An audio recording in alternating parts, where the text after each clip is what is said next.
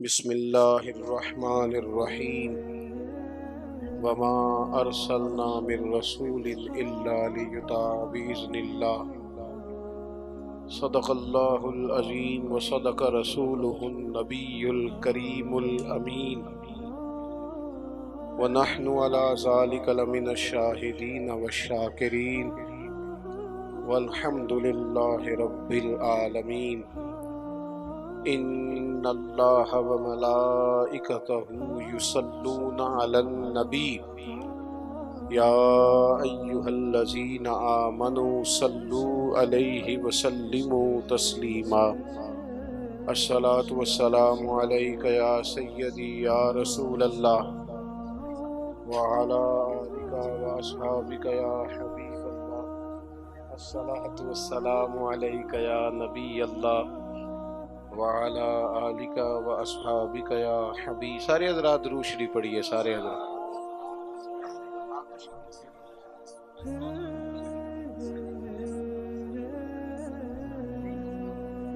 جی ٹھیک ہے، ٹھیک ہے۔ اللہم صلی علی سیدنا و مولانا محمد معدن الجود والکرم وآلہ وصحبہ وبارک وسلم۔ حمد و صلاۃ کے بعد عالی مرتبہ ذی احترام دوستوں، بزرگوں، بھائیوں، بالخصوص حضرات علماء کرام، حضرت علامہ مفتی محمد امین صاحب، جناب قاری مولانا محمد بشارت قادری صاحب، دوستوں، عید میلاد النبی صلی اللہ تعالی علیہ وسلم کے خوبصورت عنوان نے ہم سب کو یہاں جمع کیا ہے۔ اللہ ہماری حاضریوں کو قبولیت کا شرف عطا فرمائے۔ آپ لوگ ذرا اطمینان سے، سکون سے تشریف رکھیں، موبائل ضرور چلائیں پر بات میری سنیں۔ اللہ آپ کو برکت عطا فرمائے۔ ان پر سارا فوکس اسی پر نہ کر دیں، کچھ آپ سے بات کرنے آئے ہیں اور پریشان نہ ہو جائیں۔ ایک دن صرف اگر آپ کی فوٹو نہ آئی تو انشاءاللہ کچھ بھی نہیں ہوتا۔ ایک دن بغیر فوٹو کے گزار بھی لینا چاہیے، کوئی حرج نہیں۔ یہ روحانی محافل ہے، روحانی، اس میں روحانیت لینی چاہیے، اللہ رسول کی رضا حاصل کرنی چاہیے۔ یہ بھی کافی ہو گیا جی، بس اس کو بھی رکھ لیں۔ اب پتہ چل گیا سب کو کہ ہم یہاں آ چکے ہیں، تو آپ مہربانی کریں اس کو بھی بند کریں۔ دو چار باتیں میں نے بڑی ضروری آپ سے کرنی ہے، جس کی ضرورت ہے۔ عزیز دوستو، کچھ چیزیں ایسی ہوتی ہیں جن کے کچھ خاص مقاصد ہوتے ہیں، اور اصل مقصد اگر پورا نہ ہو تو اس کے ضمن میں سارے کام بھی ہوتے رہیں تو وہ فائدہ مند نہیں ہوتے۔ آپ اپنے بچے کو کسی دینی مذہبی ادارے میں یا کسی کالج یونیورسٹی میں داخل کرا دیں، وہ ہاسٹل والے بہترین کھانا پہنچائیں، اسے زبردست اچھے برتنوں میں صرف کریں اور بہترین رہائش دیں اور پک اینڈ ڈراپ کی زبردست سہولیات دیں، سارے کام کریں، بس بچے کو پڑھائیں نہ، تو آپ بچے کو وہاں رہنے دیں گے؟ آپ لینے جائیں گے، ان سے کہیں گے بچہ واپس کر دو، تو وہ کہیں گے جناب ہم تو اتنا اچھا کھانا کھلاتے ہیں، ہم تو سونے کے لیے اتنا اچھا بندوبست کر کے دیتے ہیں، پک اینڈ ڈراپ کی سہولت ہے، تو آپ کہیں گے روٹی گھر بھی کھا لے گا، سونے کے لیے اچھا بستر ہم بھی دے دیں گے۔ ہم نے تو اس لیے بھیجا تھا کہ یہ یہاں تعلیم حاصل کرے، اگر پڑھنا نہیں تو پھر یہاں رہنے کا کوئی فائدہ بھی۔ بات کی سمجھ آ رہی ہے آپ حضرات کو؟ میرے عزیزو، اللہ تعالیٰ نے نبی کریم علیہ السلام کو دنیا میں بھیجا ہے، ہم نے کھل کے حضور کا میلاد منانا ہے، کھل کے حضور کی نعتیں پڑھنی ہے، کھل کے ذکر پاک کرنا ہے، حضور سے پیار کرنا ہے تو والہانہ کرنا ہے۔ لیکن ہم نے ایک بات کو اچھی طرح سمجھنا ہے کہ حضور کے آنے کے کچھ مقاصد بھی ہیں۔ آپ سارے کام والہانہ کریں، بڑی اچھی بات ہے، لیکن اگر اس مقصد مبارکہ کو نہیں سمجھتے جس کے لیے حضور تشریف لائے تو پھر اصل کام رہ جائے گا۔ اصل کام سب سے پہلے تو یہ سمجھ لیں کہ اللہ تعالیٰ نے قرآن مجید میں ایک مقام پہ یہ فرمایا ہے کہ میں نے محبوب کو بھیجا ہے وَدَاعِيًا إِلَى اللَّهِ، اللہ کی طرف دعوت دینے والا بنا کر۔ بِإِذْنِهِ اس کے حکم کے ساتھ، وَسِرَاجًا مُنِيرًا اور چمکتا ہوا آفتاب بنا کے بھیجا۔ اللہ کے پیارے رسول صلی اللہ تعالی علیہ وسلم نے ہمیں بتایا ہے کہ خالق بھی اللہ ہے، مالک بھی اللہ ہے، رازق بھی، تو پھر عبادت کے لائق بھی اللہ ہی ہے۔ سجدہ سوائے اللہ کے کسی کے لیے جائز۔ اعلیٰ حضرت بریلوی رحمۃ اللہ علیہ سے کسی نے تعظیمی سجدے کا سوال پوچھا، عبادت کا سجدہ تو ویسے ہی کفر ہے، شرک ہے، تعظیم کے لیے سجدہ تو 40 کے قریب دلائل، 50 کے قریب دلائل کتاب و سنت سے دیے، 150 کے قریب حوالہ جات فقہاء اور محدثین سے دیے، اور اعلیٰ حضرت نے ایک پوری کتاب لکھ کے بتایا کہ سجدہ سوائے رب کے کسی اور کے لیے جائز نہیں۔ یہ جو عقیدہ ہے توحید و رسالت ہے نا، یہ بندے کو مضبوط کرتا ہے۔ قرآن مجید کی جتنی مکی صورتیں ہیں وہ عقیدے کی پختگی کی بات کرتی ہیں۔ پختہ عقیدہ ہو ہمارا، پختہ، جب ہمارا ذہن ہوگا نا رزق اللہ نے دینا ہے، پھر کوئی ناجائز ذریعہ نہیں اختیار کریں گے۔ جب ہمارا ذہن بن جائے گا نا کہ مالک اللہ تعالیٰ ہے، عزتیں ذلتیں یہ مشیت الہی کا تقاضا ہوتی ہیں، پھر ہم کوئی غلط سیاست نہیں کریں گے، کوئی چور رستہ نہیں تلاش کریں گے آگے جانے کا۔ جب ہم عقیدہ توحید و رسالت والے ہوں گے تو پھر کچی پکی باتیں نہیں کریں گے، پھر توکل مضبوط ہوگا، اللہ کی ذات پر بھروسہ مضبوط ہوگا، پھر ہم اپنے رب کی جانب توجہ رکھیں گے۔ تو ایک تو مقصد رسول کریم کے تشریف لانے کا لوگوں کو اللہ کی جانب بلانا، اللہ کی جانب۔ حضور کثرت سے عبادت کرتے تھے۔ آج کل وہ جو نسبت کے بڑے دعوے دار ہیں وہ عبادت سے دور ہیں۔ آپ کیمروں کے سامنے بٹھا لیں، میرے جیسے آدمی کو بھی گھنٹوں بٹھا لیں، لیکن کچھ مصلے پہ بھی چلو گھنٹوں نہ صحیح تو کوئی آدھا گھنٹہ ہی بیٹھ جائے۔ نبی پاک علیہ الصلوۃ والسلام نا میرے عزیز، نماز فرض ہونے سے پہلے بھی کئی دن جا کے غار حرا میں عبادت کرتے تھے۔ یہ جو لوگ کہتے ہیں نا کہ سارا کچھ ہونے کے باوجود میں پریشان ہوں، تو ان کی روح عبادت مانگتی ہے، ان کا دل عبادت مانگتا ہے، ان کی پیشانیاں سجدوں کو تڑپتی ہیں۔ وہ جب تک اپنے آپ کو مصلی سے وابستہ نہیں کرتے سکون نہیں پا سکتے، کیونکہ کچھ ضروریات وجود کی ہیں، کھانا پینا سونا، کوئی ضروریات روح کی ہیں، اور جب تک ہم اپنے روحانی معاملات کو نہیں دیکھتے تب تک ہماری وہ سکون والی کیفیت نہیں ہوتی۔ ایک تو نبی کریم علیہ السلام نے ہمیں اسباق دیے ہیں کہ عبادت، ذکر، تلاوت، اس پر ہم خاص توجہ کریں۔ میں دیکھتا ہوں آج کل ہمارے ہاں اس بات کا چلن کم ہے۔ مثلا مجھے دعوت دینے والے دوستوں کی پیار سے محبت سے ایک بڑی تعداد ہے، آپ آ جائیں آپ آ جائیں، بلکہ جس جگہ گئے ہوتے ہیں نا وہاں بھی کوئی 18-20 لوگ مل جاتے ہیں نئی دعوت دینے والے۔ میں اکثر کہتا ہوں یار جو پچھلے سال تقریر کر کے گیا تھا اس پہ عمل کر لیا سب نے؟ اللہ تعالیٰ کا فضل ہے یہ میرا روزگار نہیں کہ میں نے دوپہر کو بھی پیسے لینے ہیں تو شام کو بھی لینے ہیں، تو مجھے ذرا زیادہ جلسے مل جائیں گے تو دیہڑی اچھی ہو جائے گی۔ اللہ نے اس سے بے نیاز رکھا ہے۔ سوال یہ ہے کہ تقریروں کا، وعظوں کا، جلسوں کا مقصود بھی تو کچھ ہونا چاہیے نا۔ کیا مقصد ہے؟ روز 2 گھنٹے تقریر سنو اور عمل کب کرنا ہے؟ دین کو عملاً، دین اسلام اس لیے نہیں آیا کہ اس پہ کھل کے مقالے لکھے جائیں، اس پر کھل کے تقریریں کی جائیں، ایک ایک کریں یہ کام بھی ضرورت کے لیے، حرج نہیں، لیکن یہ تو عملی نفاذ کے لیے آیا ہے نا۔ تو عملاً دین کی طرف رغبت کریں۔ میلاد شریف کے موقع پر ہمیں زیادہ جوش دکھانا چاہیے دین پہ عمل کرنے کا، اس لیے کہ حضور سید عالم علیہ الصلوۃ والسلام کی بعثت مبارکہ کے مقاصد بھی تو اجاگر ہو کے سامنے ہوتے ہیں کہ نہیں۔ دوسرا مقام قرآن مجید میں اللہ فرماتے ہیں وَمَا أَرْسَلْنَا مِن رَّسُولٍ إِلَّا لِيُطَاعَ بِإِذْنِ اللَّهِ۔ دنیا میں ہم نے جتنے بھی رسول بھیجے وہ اس لیے بھیجے کہ ان کی اطاعت کی جائے۔ رسول دنیا میں اس لیے آتے ہیں کہ ان کے پیچھے چلا جائے، نقش قدم ان کا اپنایا جائے، ان کے رستوں کا بندہ مسافر بنے۔ رسول اطاعت کے لیے آتے ہیں، ان کی فرما برداری کی جائے۔ میں آپ سے عرض کروں گا کہ یہ محبتیں بڑی ضروری ہیں، یہ محبتیں ہوں گی تو عمل کا جذبہ پیدا ہوگا، لیکن ایک دوسرا پہلو بھی یاد رکھیے گا، رسول پاک آئے ہیں فرما برداری کے لیے۔ اگر فرما برداری نہیں کرتے، بات ہی نہیں مانتے، آپ جس سے بھی دعوی محبت کرتے ہیں وہ دلیل مانگتا ہے، تو حضور سے دعوی محبت ہے تو اس کی عملی صورتیں بھی تو ہونی چاہیے نا۔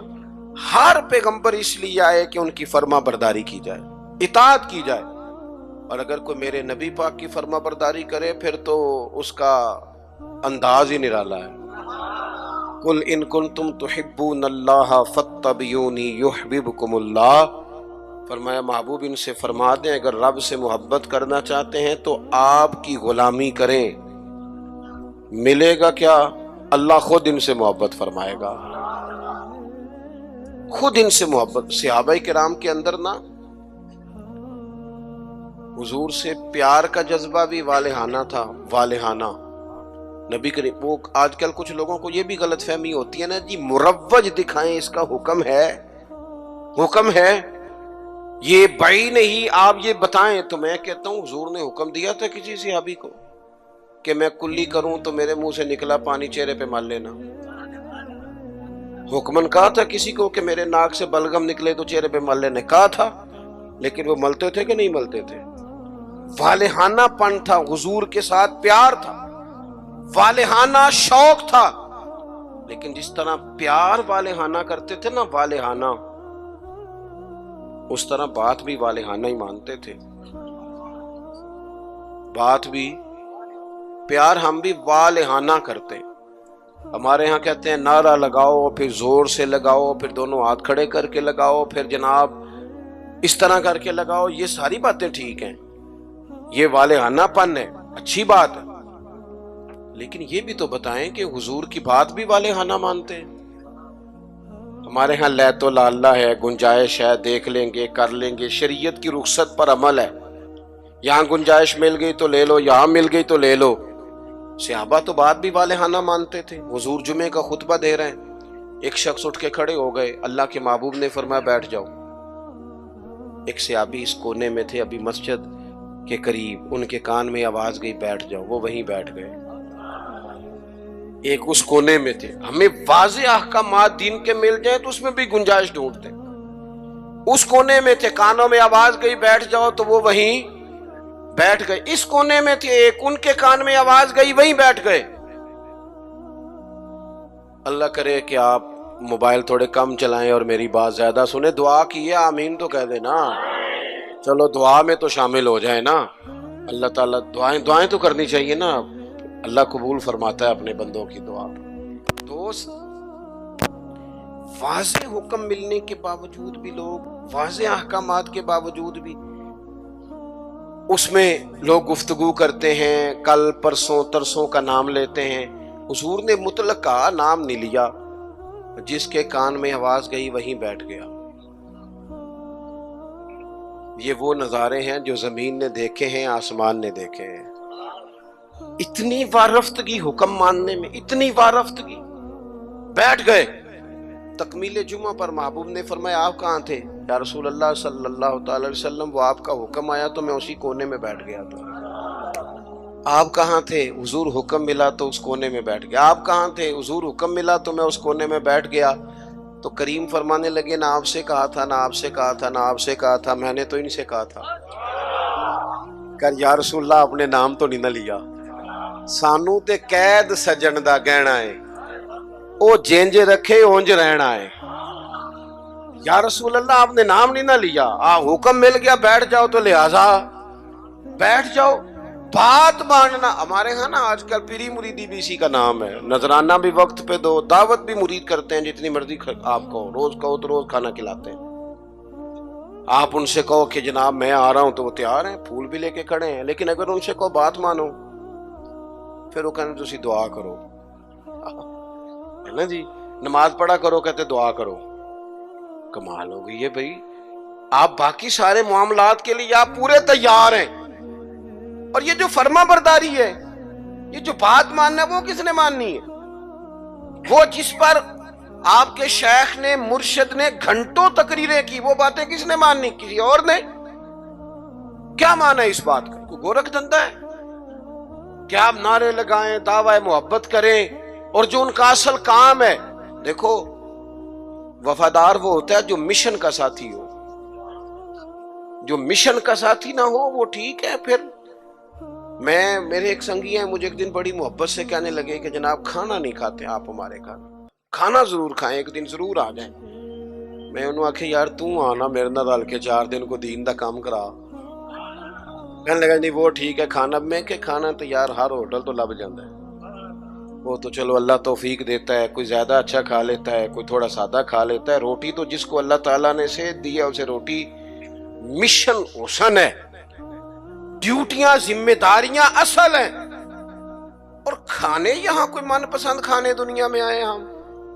من پسند چیزیں تو جنت میں ملیں گی، اور وہ ملیں گی اور مزہ آئے گا.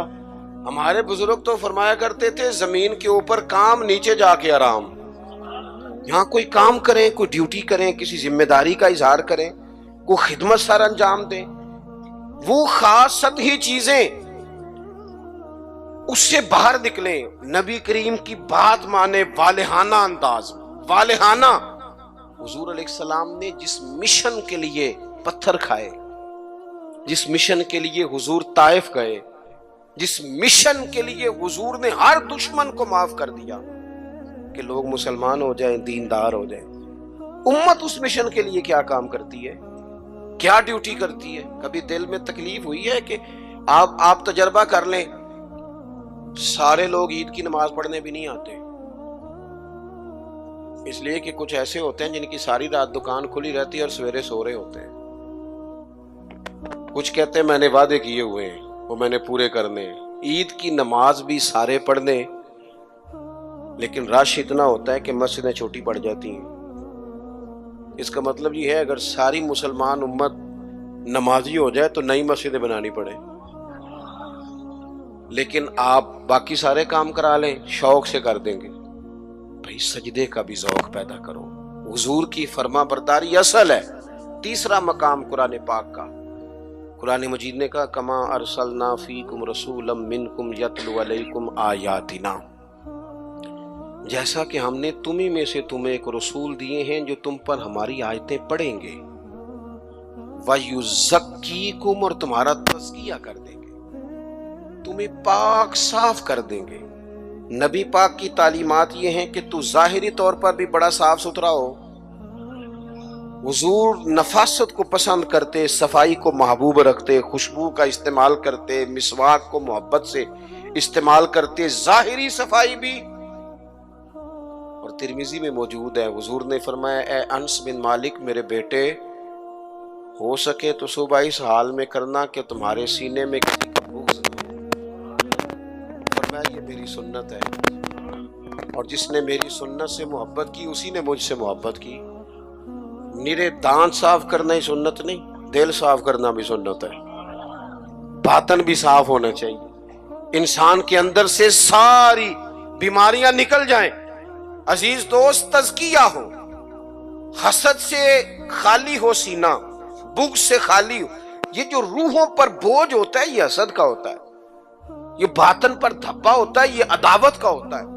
یہ کچھ چیزیں جو ہمیں بالکل بے قرار کر دیتی ہیں یہ تکبر کا روگ ہوتا ہے، یہ عجب خود پسندی یہ اندر انسان کے جوار بھاٹا پیدا کر دیتی ہے. اگر بندہ ہو جائے سادہ. حضرت باجدید بستامی رحمت اللہ علیہ کھڑے تھے تو ایک شخص نے آپ سے پوچھا حضرت خواجہ پیر باجدید بستامی سے ملنا ہے. آپ فرمانے لگے یہ جو بندہ جس کا تم نے ابھی نام لیا ہے نا، اس کو ڈھونڈتے مجھے 30 سال ہو گئے، مجھے نہیں ملا. 30 سال.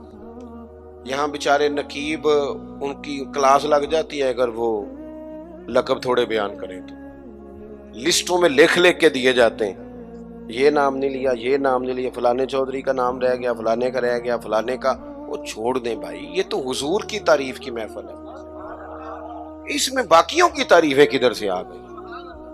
کدھر سے آ گئی؟ یہ تو نبی پاک علیہ الصلوۃ والسلام کے ذکر پاک کی مجلس ہے۔ دوستو آپ غور کریں گے اور چیزوں کو سمجھیں گے۔ خواجہ بایزید بستامی سے اس نے کہا میں نے ملنا ہے، فرمانے لگے 30 سال سے ڈھونڈ رہا ہوں، ملا نہیں۔ وہ سائیڈ پہ جا کے ایک بندے سے کہنے لگا میں نے حضرت خواجہ پیر شیخ بایزید بستامی سے ملنا ہے۔ کہنے لگے ابھی تو وہاں کھڑے تھے تمہارے پاس۔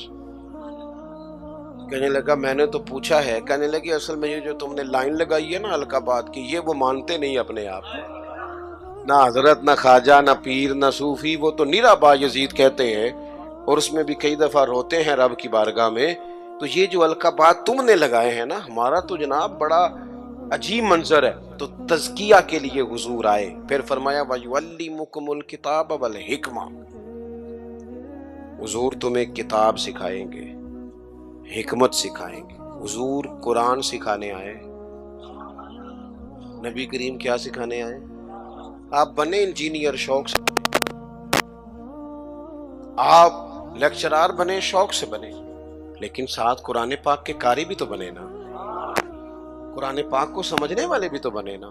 جس بندے کو اتنی کہانیاں آتی ہیں، جسے اپنے شجرے آتے ہیں، جسے اپنی برادری کی شان آتی ہے، اسے قرآن کی آیتیں کیوں نہیں آتی؟ جسے ساری پنچایت میں ساری بات سنانی آتی ہے، اسے قرآن مجید بھی آ سکتا ہے۔ شرط یہ ہے کہ وہ آگے بڑھے، قرآن پاک کو سیکھے۔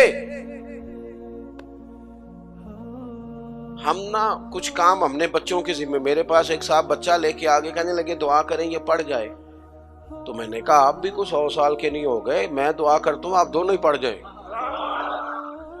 آپ بھی تو پڑھ ہی سکتے ہیں نا، آپ بھی تو توجہ کریں نا۔ ہم نا جناب وہ بعض لوگوں کا عجیب زاویہ نگاہ بن جاتا ہے، او بھائی آپ بھی پڑھ سکتے ہیں، آپ کیوں نہیں پڑھ رہے؟ او جی میری اب زبان موٹی ہو گئی ہے، تو میں نے کہا یہ کل آیا ہے واٹس ایپ سب نے سیکھ لیا ہے، یہ کل ہے، ای میل کرنا بھی آ گیا لوگوں کو، اور کمنٹس دیکھنا بھی آ گیا، اور بڑے بڑے لوگ جن کو نہیں بھی توجہ جن کی ہونی چاہیے تھی ان کی بھی توجہ، یعنی میں تھوڑا مصروف زیادہ رہتا ہوں، اور اب تو کچھ طبیعت بھی ٹھیک نہیں رہتی، دعا فرمائے اللہ تعالیٰ کچھ کام لے لے۔ وہ کوئی دوست پوچھتا ہے کہ آج کل کیا کر رہے ہیں، تو میں کہنا کچھ بھی نہیں، بس ہڈیاں آڑیاں جانیاں دیکھو، ادھر آ رہے ہیں اور ادھر جا رہے ہیں، میں یہی کام کر رہے ہیں۔ اس کے باوجود لوگ ناراض ہیں، یعنی مسئلے دو ہی تھے، عمر بھر حل نہ ہوئے، ایک نیند پوری نہ ہوئی اور دوسرا خواب مکمل نہ ہوئے۔ سوچتے ہی رہتے ہیں کبھی 6 گھنٹے کٹھے ملے تو سوئیں گے، لیکن کوئی کام خاص جس طرح کرنا چاہیے مرتب کر کے وہ ہم سے ہوتا نہیں۔ اللہ توفیق دے تو ہو جائے، لیکن میں ایک چیز محسوس کرتا ہوں شدت کے ساتھ، بڑی شدت کے ساتھ، کہ کچھ ایسی چیزوں کو لوگوں نے اوڑھ لیا ہے۔ مجھے زیادہ وقت نہیں ملتا تو کئی دوست پوچھ لیتے ہیں، بلکہ شاید ہر ہفتے ہی کوئی پوچھ لیتا ہے آپ سٹیٹس کہاں پہ لگاتے ہیں؟ میں کہ یار میں نے لانا نہیں آؤں گا، لیکن وہ بس ایک ذہن بن گیا نا، اور ایسے لوگ جن کے بارے میں امید تھی کہ یہ سٹیٹس والے نہیں، یہ تسبیح والے ہیں، یہ اللہ اللہ کریں گے، ان کے ہاتھوں میں بھی موبائل نظر آتا ہے، اور جو بھی چیز ہاتھ میں ہو وہ چلنے لگتی ہے۔ موبائل ہاتھ میں ہوگا تو چلے گا، اور اگر تسبیح ہوگی تو وہ بھی انشاءاللہ چلے گی۔ چلیں اس کی بھی ضرورت ہے، کہیں تو چلائیں، لیکن باقی تسبیح بھی تو لینا ہاتھ میں، کچھ وقت اسے بھی تو دینا۔ تو میرے عزیز قرآن مجید کو سیکھیں، اور پھر فرمایا والحکمہ، حضور تمہیں دانائی سکھانے آئے۔ نبی پاک نے ہمیں باشعور کیا ہے۔ بصیرت کا جو نور دروازہ رسول سے ملتا ہے وہ کہیں سے بھی نہیں ملتا۔ حضور کی باتیں حکیمانہ، نبی پاک کے ارشادات انسان کو تازہ کر دینے والے، ذہن کی بند گرہیں کھول دینے والے، حضور کے ایسے فرامین۔ نبی پاک علیہ السلام نا انا نہیں جگاتے لوگوں کی۔ ہم جب کسی شخص سے گفتگو کرتے ہیں تو وہ رد عمل کے طور پر سخت ہو جاتا ہے، چونکہ ہم انا جگا دیتے ہیں۔ حضور انا نہیں جگاتے تھے، نبی پاک ضمیر جگاتے۔ حضور اس طرح کی بات کرتے تھے کہ سامنے والے کو تعلیم مل جاتی، ایجوکیٹ ہو جاتا، اس کی نفسیات قبول کر لیتی کہ یہ بات ٹھیک ہے، نفسیات قبول کر لیتی۔ ایک نوجوان نے آ کے کہا معاذ اللہ ثم معاذ اللہ، یا رسول اللہ مجھے زنا کی اجازت دے۔ صحابہ کہتے ہیں ہمیں بڑی تکلیف ہوئی اس کی بات کی، لیکن حضور نہ تعلیم دیتے ہیں۔ نبی کریم نے بٹھا لیا اور بٹھا کے فرمایا ایک بات بتا یا رسول اللہ، حکم کریں۔ فرمایا تو پسند کرتا ہے کہ تیری بیٹی سے زنا کرے؟ اس کی آنکھیں کھل گئیں، یہ کیسے ہو سکتا ہے؟ فرمایا تیری بہن سے، ماں سے، خالہ سے، پھپھو سے، جو رشتے قریبی ہیں حضور نے گنوائے تو اس کی آنکھیں لال ہو گئیں غصے سے۔ یا رسول اللہ میں نام بھی نہیں لینے دیتا۔ اب حضور نے اس کے ذہن پر دستک دی۔ معاشرے میں جب آپ کسی چیز کو خریدنے نکلتے ہیں تو آپ پھر دکان بھی تو ڈھونڈتے ہیں نا کہاں سے لینی ہے، تو جس چیز کو آپ خریدنے جائیں گے یقیناً اس کی مارکیٹ بھی تو ہونی چاہیے نا، کہیں سے ملے گی وہ۔ تو نبی پاک صلی اللہ تعالی علیہ وسلم اس ذہنی سطح پر لائے اپنی حکمت کے ساتھ۔ حضور فرمانے لگے تو نہیں اجازت دیتا اور ہونا بھی نہیں چاہیے ایسا، لیکن جس سے تو بدکاری کی اجازت مانگ رہا ہے وہ بھی تو کسی کی بیٹی ہوگی نا،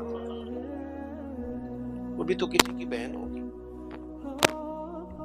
کیوں نہیں سوچتے اس بات کو ہم کہ معاشرے میں جب آگ لگتی ہے پھر کسی کا گھر بھی محفوظ نہیں رہتا۔ تو جب بے حیائی کا چلن عام ہوتا ہے، ایک میرے دوست ہیں ان کا بیٹا پسند کی شادی کرنا چاہتا تھا تو وہ لے آئے، کہنے لگے اسے سمجھائیں میرے لیے مشکل ہو جائے گی۔ تو میں نے ان سے بات ابھی شروع بھی نہیں کی تو مناظرے پہ اتر آیا بچہ، کہنے لگا مولانا صاحب بتائیں جائز نہیں؟ کوئی اپنی رائے نہیں دے سکتا پسند کی شادی؟ میں نے کہا پتر تو میرے ساتھ اکیلے میں آ، تجھے سمجھاتا ہوں۔ کہنے لگا جی نہیں آپ بتائیں جائز نہیں؟ میں نے کہا بیٹا تیرے لیے بھی جائز ہے، جس طرح تیرے لیے جائز ہے نا اسی طرح خاندان کی اگر کوئی بیٹی کہے میں نے پسند کی کرنی ہے تو اس کے لیے بھی جائز ہے۔ اب اس کی گردن جھک گئی، اب چپ کر گیا۔ میں نے کہا جو رواج آپ گھر میں ڈال رہے ہیں اس کا مطلب یہ تو نہیں نا کہ بیٹیوں کو پتہ نہیں چل رہا آپ کیا کر رہے ہیں، تو جو چلن آپ پیدا کر رہے ہیں یہ عام تو ہوگا۔ تو اگر بیٹی کل کو کچھ اٹھ کے مطالبہ کرے، وہ کہے کہ جس فلسفے سے اس کی بات مانی جا سکتی ہے میری بھی مانی جا سکتی ہے، پھر آپ کا کیا خیال ہے؟ تو بعض اوقات اللہ توفیق دیتا ہے، کسی کی سمجھ میں بات آ جاتی ہے، اس کی سمجھ میں آ گئی۔ اور میرے بھائی جب کسی کچھ چیزوں کا چلن عام کرو گے نا، علاقے چھوڑ کے چلے گئے ہیں بہت سارے باپ، بستیاں چھوڑ دی لوگوں نے، صدیوں سے جہاں خاندان آباد تھے چھوڑ دیے۔ کیوں؟ اس لیے کہ بیٹی نے مرضی کی شادی کر لی۔ غلطی کسی کی غلطی کا کوئی بوجھ نہیں اٹھائے گا، یہ غلطی ماں باپ کی نہیں ہے۔ نافرمان ہونے لگے تو حضرت نوح کا بیٹا بھی ہو جاتا ہے، لیکن لوگ اس نگاہ سے دیکھتے ہیں کہ جینا مشکل کر دیتے ہیں، لیکن جب برائیوں کا چلن عام ہوتا ہے پھر وہ سب کو اپنی لپیٹ میں لیتی ہیں۔ تو حضور اس حکمت سے دین سکھاتے، ہم وہ دانائی نہیں استعمال کرتے، وہ بصیرت نہیں، بس جذباتی فیصلے، جذباتی باتیں، جذباتی گفتگو۔ اپنی زندگی میں دانائی، بصیرت۔ حضور نے تو بعد فیصلے یہ حدیبیہ کے موقع پر کتنے مشکل میں تھے صحابہ، ایک ایسا سخت فیصلہ کر دیا ہے کہ اگر کوئی وہاں سے مسلمان آئے گا تو مدینے والے رکھیں گے نہیں، اور مدینے سے جائے گا تو وہ رکھ لیں گے مکے والے، وہ واپس نہیں کریں گے، ہم رکھ نہیں سکتے۔ صحابہ کہتے ہیں وقتاً تو ہم پریشان تھے پر حضور کی حکمت کے قربان جائیں، یہی شرط وجہ بنی مسلمانوں کی فتح کی۔ اس لیے کہ جن کو وہ وہاں سے نکلنا پڑتا تھا مکے سے، حضور رکھتے نہیں تھے، معاہدہ تھا، وہ پھر مجاہدوں کا الگ جتھا تیار ہو گیا۔ حضرت ابو بصیر رضی اللہ تعالیٰ عنہ، حضرت ابو جندل، ایک نئی جماعت مجاہدین، رستوں سے گزرنا کافروں کا مشکل ہو گیا۔ اور کچھ ایسے تھے جو مکے نہ رہ سکے، مدینہ نہ رہ سکے، تیسری جگہ جا کے ڈیرا لگایا، سارے کا سارا شہر ہی مسلمان کر دیا۔ زندگی میں کچھ چیزیں بصیرت سے کریں۔ ہمارے ہاں فیصلہ کس کے حق میں ہوتا ہے بھلا؟ جو پہلے آ جائے۔ اور میں کہتا ہوں آپ بیوی کی بات ضرور سنیں، لیکن اس کی سننے کے بعد جس کے بارے میں وہ بات کر رہی ہے پھر اس کی بھی سنیں۔ آپ اماں کی بات ضرور سنیں، توجہ سے سنیں، لیکن فوراً جذباتی نہ ہو۔ پھر اس کے بعد اماں نے جس کے خلاف بات کی اس کی بھی سنیں۔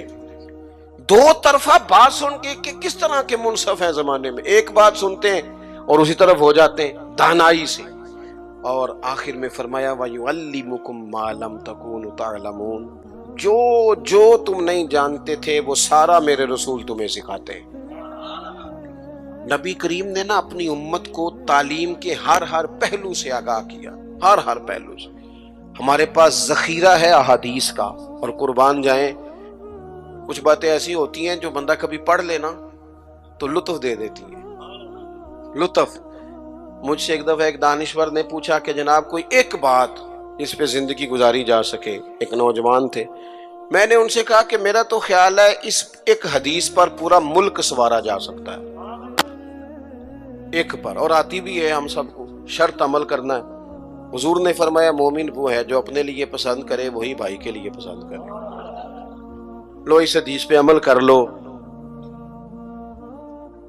جو بندہ ملاوٹ والی چیز بیچتا ہے اگر اس حدیث پر عمل کرے کہ جو اپنے لیے پسند کرنا ہے وہی اپنے، کبھی ملاوٹ کرے گا، کبھی دھوکہ دے گا، کبھی میرٹ سے ادھر ادھر ہوگا، چونکہ تو طے کر لیا ہے کہ جو اپنے لیے پسند کرنا ہے وہی اپنے بھائی کے لیے پسند کرنا ہے۔ طے کریں زندگی میں۔ ہم یہ کرتے ہیں کہ اور ایک بار یاد رکھنا، یہ نہیں ہو سکتا کہ دوسروں کے بچوں کو تو ملاوٹ والی چیزیں کھلائے اور تیرے گھر میں صحت کا دورہ ہو، یہ کیسے ہو سکتا ہے؟ کسی کا گھر اجاڑ کے بھی کبھی اپنا بسایا جا سکتا ہے۔ جب تک ہم سب کے لیے سوچ وہ نہیں کرتے جو اپنے بچوں کے لیے، جب تک سب کے لیے وہ سوچ نہیں ہوتی جو اپنے گھر کے لیے، تب تک زمانے میں روشنی پیدا نہیں ہوتی۔ میں ایک بات جانتا ہوں، میرے استاد صاحب کہا کرتے تھے، اپنے لیے کہا کرتے تھے، میرے دل میں یہ بات بیٹھ گئی ہے کہ میں اسکول کالج مدرسے کے ہر بچے کو اس نظر سے دیکھتا ہوں جس نظر سے اپنے بچے کو دیکھتا ہوں، اور میں اس کی تعلیم کا، تربیت کا اتنا ہی خواہش مند ہوں جتنا اپنے بچے کے لیے۔ آپ زندگی میں یہ اصول پیدا کریں، ویسے بھی لطف آئے گا، ویسے بھی ذائقہ آئے گا۔ اور نبی کریم صلی اللہ تعالی علیہ وسلم کی جو تشریف آوری کے مقاصد حسنہ ہیں ان پر غور کریں۔ دو باتیں اور عرض کر دیتا ہوں پھر بات کو سمیٹتے ہیں۔ ایک تو حضور نے فرمایا میں معلم بن کے آیا ہوں، حضور سکھانے آئے، سیکھیں، حضور سے دین سیکھیں۔ یہ جتنی تبلیغ امت میں آج ہو رہی ہے نا کتاب و سنت کی، یہ ساری حضور ہی کی تبلیغ ہے، اس لیے کہ حضور کی امت کے علماء جو صحیح معنوں میں مستند بات لے کے آتے ہیں وہ نبی پاک کا فرمان ہی آگے بیان کر رہے ہیں، یہ وہی تبلیغ ہے۔ دوسری بات یہ ہے کہ حضور نے فرمایا میں مکارم اخلاق کی تکمیل کرنے آیا ہوں۔ حضور اخلاقی رواج پیدا کرنے آئے ہیں سوسائٹی میں، معاشرے میں۔ ہم اتنے خوبصورت جلسے کرنے والے، اتنے بڑے بڑے سیمینار کرنے والے، اگر اخلاقی رویوں سے بالکل خالی ہوں، اخلاقی رویوں میں نہیں، اگر چھوٹی چھوٹی 5 روپے میں بھی لڑائیاں ہوں تو پھر ہم نے اتنا میلاد منایا تو سیکھا کیا؟ میلاد والے رسول تو آئے ہی اخلاق کی تکمیل کے لیے، اور ہمارے اخلاقی رویے، اور میں پہلے بھی شاید کہہ چکا ہوں پھر کہتا ہوں، اخلاق صرف میٹھا بولنے کا نام نہیں، میٹھا تو لوگ مطلب کے لیے بھی بولتے ہیں، صحیح بات کرنے کا نام اخلاق ہے، اچھی رائے قائم کرنا، صاحب الرائے، حکمت کے ساتھ وہ بات پہنچانا، یہ اعلیٰ اخلاق ہے۔ اپنی مزاجوں میں قومیں اخلاق سے آگے جاتی ہیں، کردار سے آگے جاتی ہیں۔ ہمارا جو کردار ہوتا ہے وہ زمانے میں پھیلتا ہے، ہمارے اٹھنے بیٹھنے سے لوگ اثر لیتے ہیں، لیکن ہمارا انداز اپنے لیے اور ہے، دوسرے کے لیے اپنے خرچے لاکھوں میں ہیں۔ اور ملازم اگر کہتا ہے نا مجھے ذرا ایڈوانس دے دیں، میرا بل زیادہ آ گیا، تو اسے کہتے ہیں تو احتیاط کیوں نہیں کرتا؟ بھئی آپ کے گھر میں احتیاط ہوتی ہے؟ 4000 کا تو پیزا آتا ہے روز شام کو۔ آپ کے لیے جو اصول ہے وہ دوسرے کے لیے کیوں نہیں ہے؟ اور جو نصیحت آپ دوسرے کو کر رہے ہیں اس اخلاق پر آپ خود کیوں نہیں عمل کر رہے؟ تو حضور کے آنے کے جو مقاصد ہیں ان کو سمجھیں۔ ایک تو نبی پاک نے ہماری توجہ اللہ کی جانب کرائی، اپنے مصلح کو، عبادت کو، توکل کو، صبر کو، شکر کو، قناعت کو، خودداری کو، اس پر توجہ دیں۔ دوسرا، حضور فرما برداری کے لیے آئے، نبی کریم کی ہم نے فرما برداری کرنی، غلامی کرنی۔ اور تیسرا، حضور نے ہمارا تزکیہ کیا ہے، ہمیں سارے باطن کے میل کچیل دھو ڈالنے ہیں، آپ یہ کریں گے تو اپنے آپ کو ہلکا پھلکا محسوس کریں گے۔ محبوب تعلیم کتاب و حکمت کے لیے آئے ہیں، ہمیں خوب محبت سے قرآن پاک سیکھنا ہے، خوب محبت سے دانائی سیکھنی ہے، اس کے مطابق زندگی گزارنی ہے۔ حضور معلم بن کے آئے ہیں، اعلیٰ اخلاق کی تکمیل کرنے آئے ہیں، ہمیں ان مقاصد کو حاصل کرنا ہے، ان کے لیے کوشش کرنی ہے، ان کے لیے سفر کر۔ کچھ لوگ کہتے ہیں جی میری تربیت نہیں ہو رہی، تو میں کہتا ہوں جناب سارا کچھ تو کتاب و سنت میں موجود ہے۔ آپ کو تربیت لینی ہے تو پھر تو آپ ایک ایک کر کے عمل کرنا شروع کر دیں، آگے بڑھنا شروع ہو جائیں، ایک ایک کر کے قدم آگے اٹھائیں۔ اور اگر صرف خوبصورت باتوں سے، اچھے جملوں سے، اچھے اشعار سے سر دھننا ہے تو چلیں وہ بھی خیر کی بات ہے، لیکن پھر سر دھنتے رہیں اور یہ سلسلہ چلتا رہے۔ اللہ تعالیٰ کی بارگاہ میں دعا ہے اتنا خوبصورت، اتنا پروقار اجتماع اپنی بارگاہ میں قبول فرمائے، اور اللہ تعالیٰ اسے ہمارے لیے ذخیرہ آخرت بنائے۔ آخر دعوانا ان الحمدللہ رب العالمین۔ سلام پڑھیں۔